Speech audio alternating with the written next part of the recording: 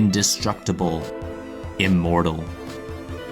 He was a player who terrorized the game with his power and technique. He was a player who'd fight for his teammates so they wouldn't have to. A player who thrived in the most chaotic of chaotic situations with his terrifying savagery. His mere presence was enough to induce fear and panic as he pounded those silly enough to challenge him into utter submission.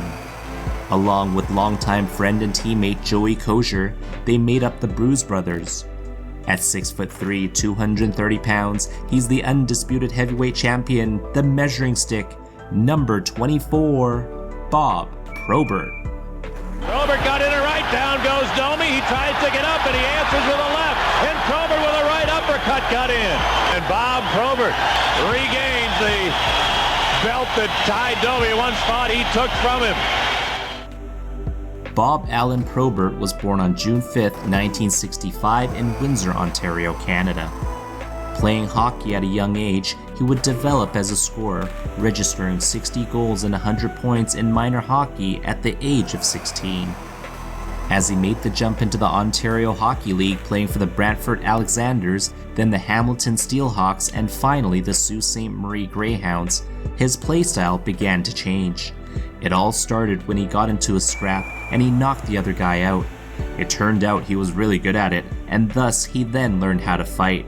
And as time went on and his reputation as a fighter grew like wildfire, his penalty minutes would climb year by year heading into the 1983 NHL entry draft. And in a draft that saw the Redwings also pick up future team captains Steve Yzerman and Joey Kocur, Probert would be selected in the third round with the 46th overall pick. In 1985, at the age of 20, he would spend a couple of seasons bouncing between Detroit and its farm team, the Adirondack Redwings, winning the Calder Cup in '86. Bob Probert was a man among men, and it didn't take long for him to exert his physical will on his opponents. He was fearless, taking out the goalie knowing full well it'd incur the wrath of his teammates, and once he did, he had no problem taking on the whole team. He was powerful, as when his primal instincts kicked in, he wasn't going to stop until he ended the bout. He had the energy, the endurance during those prolonged fights, and it seemed like the longer he wore his opponents down, the more the conditions were met for him to then deliver the final blow. But perhaps most importantly, he never shied away from a good old fight, and it didn't take long for the league to recognize him as the undisputed heavyweight champion. But once he held on to that title, he had to defend it game after game as what seemed like an endless stream of fighters would seek to challenge him. Bob Probert had become the measuring stick, a rite of passage, if you will, for opponent fighters to make a name for themselves. If they could just hold on and not get knocked into oblivion, they'd consider that a win. Some tried to stay out of his tremendous reach, but he'd do that pull and pop, and it was game over. Some tried to just hug it out, but it was only a matter of time until he'd shake him loose with his massive strength, delivering that dreaded haymaker. Some tried to stay low, but that would only set him up for that devastating uppercut. Some even tried to go guns blazing, but once they ran out of juice, it spelled impending doom for them. But the type of fight that perhaps got the most cheers from the crowd was probably the one where both combatants would go at it, taking shot for shot, seeing who'd last the longest. But heartbreakingly, it wasn't long until he began to suffer the effects of it. Bob Probert fought during a time when there was no concussion protocol. When he received a punch in the face, he would just shake it off, and for him, that would even wake him up, giving him a second wind, energizing him for the remainder of the fight. But game after game, fight after fight, the heavy impact added up, and he would later be diagnosed with CTE, a degenerative brain disease that comes as a result of persistent concussions and repeated blows to the head. Probert had to deal with symptoms such as memory loss, mood swings, depression, and confusion in his day-to-day life. In his documentary, Tough Guide, The Bob Probert Story, it covers the problems and demons he's had to face throughout his life, and one of the stories that stuck out to me most was when his daughter recalled a time when they were playing hide and seek. Probert would stare into empty space, totally blanked out, as if his daughter wasn't right there in front of him. Yikes. If you get a chance to watch it, I'd highly recommend it. It's powerful stuff. Bob Probert excelled at fighting, and it would help him in other facets of the game. His mean reputation on the ice afforded him the time and space to produce offensively.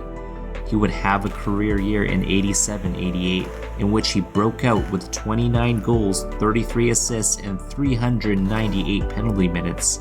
More importantly, with captain Steve Yzerman sidelined for the playoffs that year, Probert would lead the team with 21 points in 16 games. Even though he would not put up numbers like that again, he'd continue to fight anyone, anywhere, and he went on to amass an eye-popping 285 NHL fights and 3,300 penalty minutes in his 16 seasons as a player. Some of the more renowned fights in his career include the ones against Ty Domi. After one of the fights in which Domi did pretty well, he gestured that the championship belt belonged to him. Bad move, as Probert would later reclaim that belt after an absolute beatdown. Probert's fights against Craig Cox, Stu Grimson, and Marty McSorley also stood out for how long they would last. The fight against McSorley, for example, was over a minute and a half of adrenaline running, testosterone soaking, pure intensity. Absolutely legendary, epic, timeless. Bob Probert had many battles on the ice, but it was the battles off the ice that would grab the headlines. He had been suffering from severe drug addiction ever since he was a teenager. With a consumption of alcohol at the age of 14, he had already been in rehab 5 times by the time he was 22.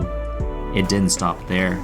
He'd get in trouble with the law, assaulting police officers in one instance, and even serving jail time for crossing the border with illegal substances. And that was just the tip of the iceberg. Really, just go watch the documentary. In 1994, as Probert was set to become an unrestricted free agent, he was arrested for driving under the influence as he rammed his motorbike into a car. The Redwings, who had done everything in their power in attempts to guide him in the right path since his arrival in the league, decided not to offer him a contract, and Probert went on to sign with the Chicago Blackhawks, where he went on to play for 7 seasons. And even though Probert was reaching the tail end of his career, he would go toe-to-toe against some of the younger heavyweights who were just reaching their prime, and he would still often take them to school. In 2002, Probert would announce his retirement, stepping into radio broadcasting for the Chicago Blackhawks. But after going through another relapse later that year, it took him a few years to find his way back, but this time was different. This time, he vowed to be a family man, putting his wife and 4 kids first and foremost, and he largely succeeded.